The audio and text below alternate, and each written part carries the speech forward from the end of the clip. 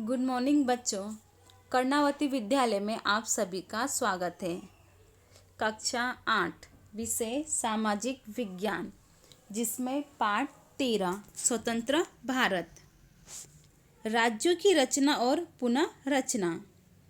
भारत आज़ाद हुआ और देशी राज्यों का एकीकरण हुआ। जब हमारा भारत आज़ाद हुआ तब जो देशी राज्य थे उनका एकीकरण हुआ। हमने एक तंत्री नहीं परंतु संघीय व्यवस्था स्वीकार की, अर्थात संघ के घटक राज्यों की रचना करने का प्रश्न खड़ा हुआ। पहले के ब्रिटिश प्रांतों और देशी राज्यों का एकीकरण के कारण खड़ी हुई इकाइयों का शुरुआत में अ, ब, क और ड इन 4 वर्गों में विभाजन किया गया। ये 4 वर्ग किए गए। इन चारों प्रकार के राज्यों में दर्ज एक समान नहीं थे, जबकि ये सभी भारतीय संघ के अभिन्न भाग थे।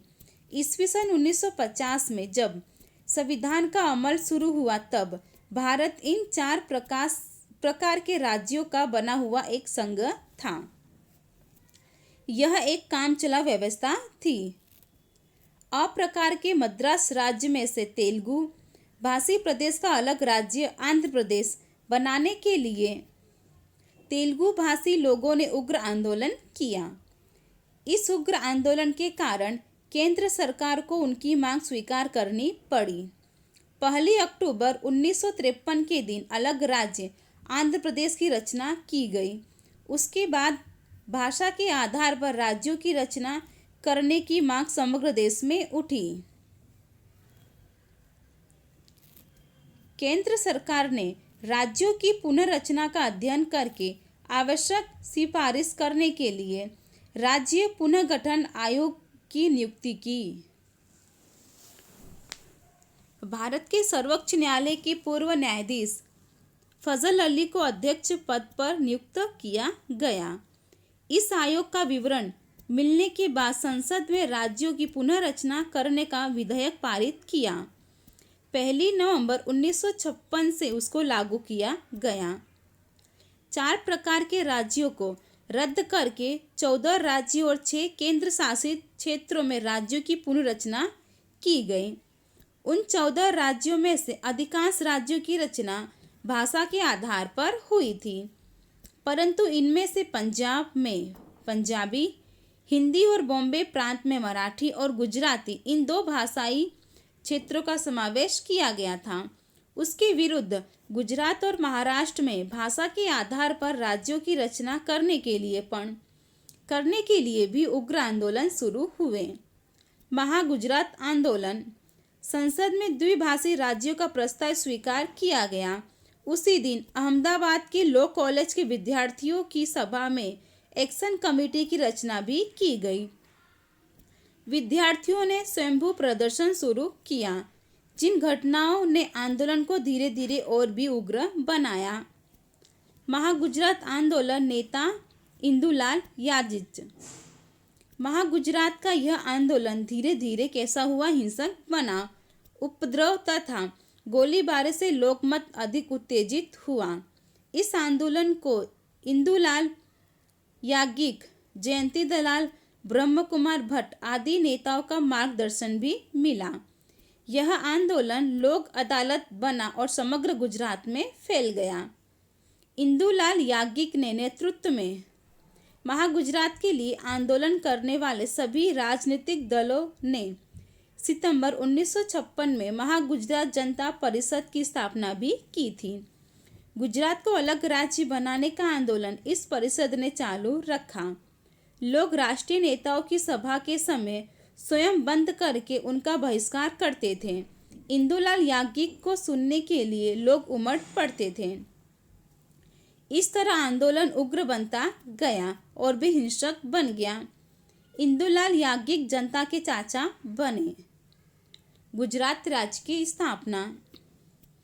उग्र आंदोलन के परिणाम स्वरूप संसद ने 1960 को मुंबई के द्विभाषी राज्य का विभाजन करके महाराष्ट्र और गुजरात इन 2 राज्यों की रचना भी की। नए गुजरात राज्य का उद्घाटन पूर्व रविशंकर महाराज के कर कमलों द्वारा हुआ। 1 मई 1960 के दिन महाराज ने साबरमती आश्रम अहमदाबाद में नए गुजरात राज्य का मंगलमय प्रारंभ कराकर आशीर्वाद दिया।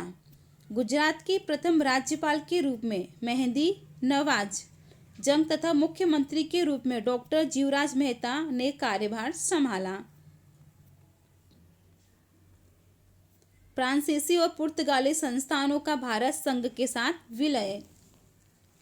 26 जनवरी 1950 के दिन एक स्वतंत्र सार्वभौम राष्ट्र के रूप में भारत का उदय हुआ। तब अभी कुछ प्रदेश फ्रांसीसी और पुर्तगालियों के अधिकार में थे। पुडुचेरी का विलय। पांडिचेरी करेकल यानी तमिलनाडु में, माहे यानी केरल में, यनाम यानी आंध्र प्रदेश में और चंद्रनगर यानी पश्चिम बंगाल पर फ्रांसीसियों का अंकुश था, उनका कब्जा था। इस क्षेत्र के लोगों की इच्छा भारतीय संघ में मिलने की थी, भारत के साथ होने की थी। इसके लिए उन्होंने उग्र आंदोलन चलाए।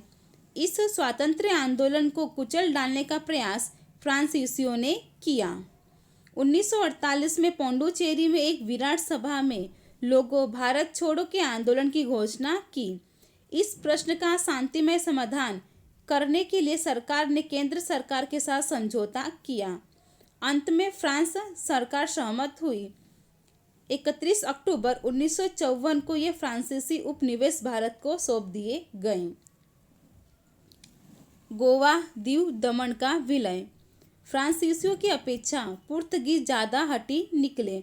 वे गोवा को पुर्तगीज साम्राज्य के प्रतिष्ठा स्वरूप मानते थे। समझौते और वार्ता द्वारा यह प्रदेश भारत को सौंपने के लिए भारत सरकार ने खूब प्रयास किया, परंतु सफलता नहीं मिली। इस तरफ गोवा को भारत में मिलाने के लिए आंदोलन जोर पकड़ने लगा। 15 अगस्त 1955 के दिन आयोजित गोवा मुक्ति आंदोलन के दौरान हजारों लोगों ने गोवा, दमन, दीव में प्रवेश करने का प्रयास पण किया। उस संघर्ष में 200 सत्याग्रही शहीद हुए। सत्याग्रह और समझाने जैसे उपाय कारगर सिद्ध नहीं हुए, यानी सफल नहीं हुए। ऐसा मानकर भारत सरकार ने गोवा को मुक्त करने के लिए ऑपरेशन विजय शुरू करने का निर्णय लिया।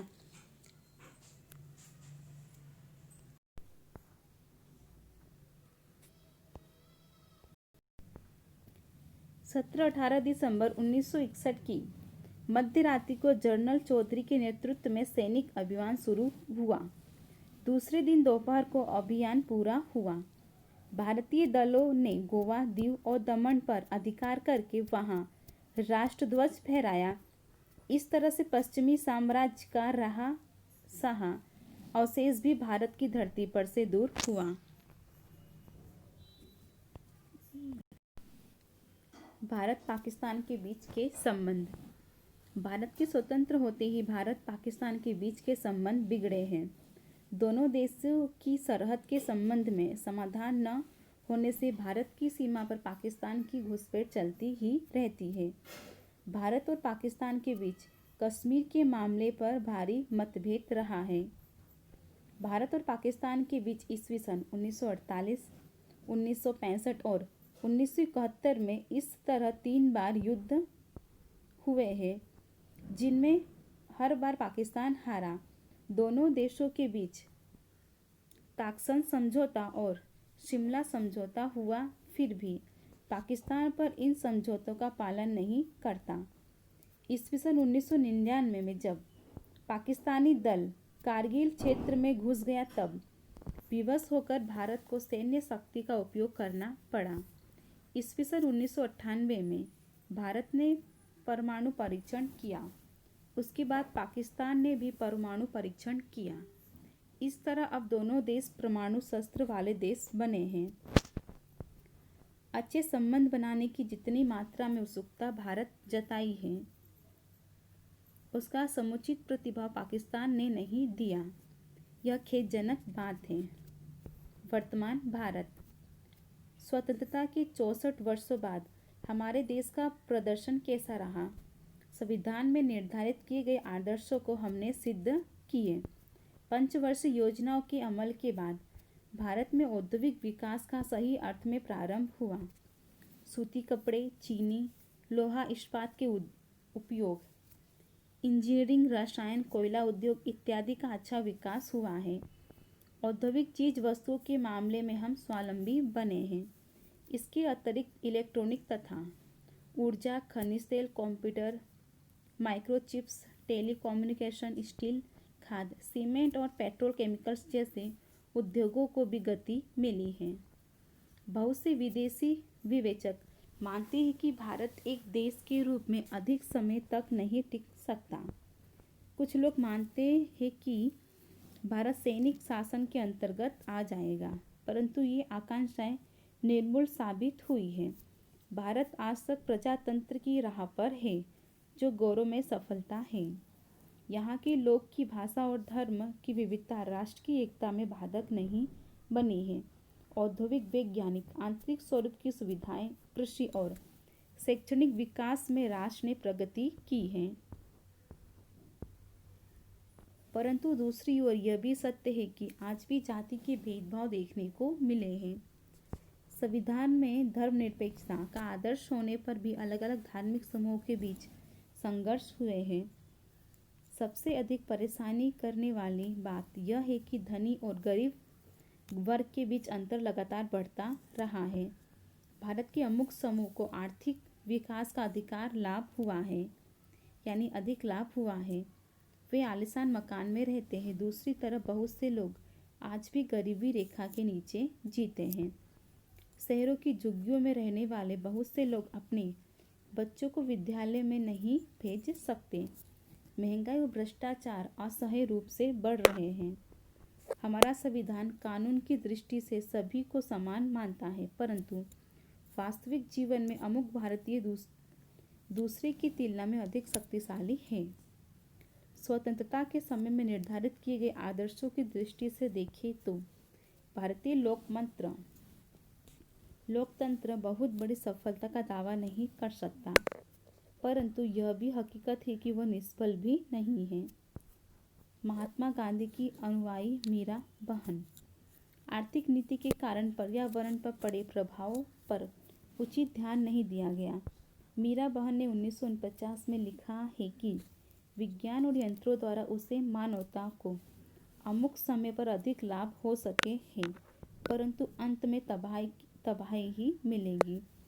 हमें प्रकृति के संतुलन का अध्ययन करके उसके नियमानुसार जीवन बिताना चाहिए, तभी हम स्वस्थ और सभ्य प्रजाति के रूप में जी सकेंगे।